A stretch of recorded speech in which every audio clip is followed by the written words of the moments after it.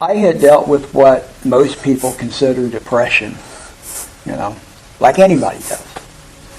Loss of somebody, that kind of thing. And then it's over with.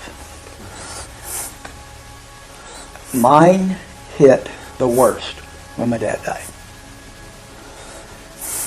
Wasn't able to say goodbye.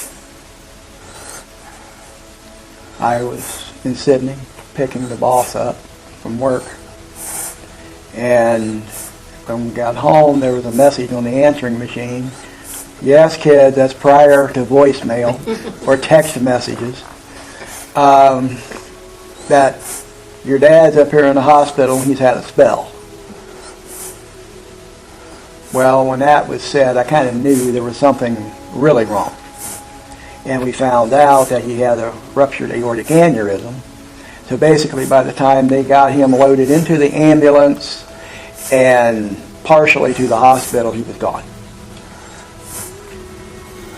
And that's where mine started to really manifest. But what happened was, not only was it depression, it became bipolar. I was predestined for it anyway. I had, all the genetic makeup to become bipolar. Sometimes it just takes the right trigger to set it off. And that's what happened. And my lowest lows, I don't know if she knows it a lot. Maybe she does some. I would cut. I do have some small scars on my arms where I use a thing you use like to clean your fingernails out. Yeah. And I'd use that. And I'd scrape my skin until I'd cut it.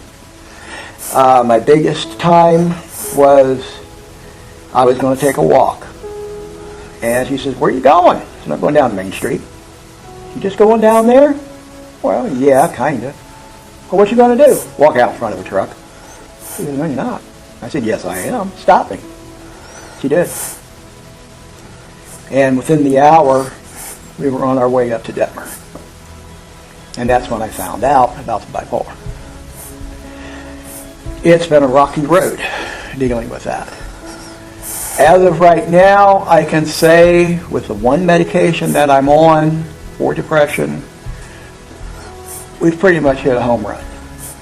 It works very well. For mania, I don't take anything for mania, primarily because when you take something for mania, it dopes you up. And I don't like that feeling. I know that feeling all too well, from drinking for many years. And that's just not a feeling I enjoy anymore. I don't need that high in a way to bring you low. And often what it would do too is it would put me into a much deeper depression. So now I've learned to detect pretty much when mania is going to hit.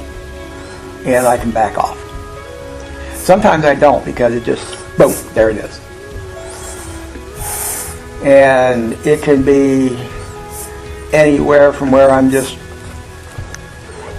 fidgety, or I could be bouncing off walls, or if here's the funny thing about being bipolar 1, you can have the mania and depression at the same time. What's that like? HE double hockey sticks. Because not only do I feel it, but it gets manifest into others around me. And there are times I get very angry. Really mean. Not to the point where I am going to physically hurt somebody, although sometimes I would like to. I duck it. No present company not included. Hold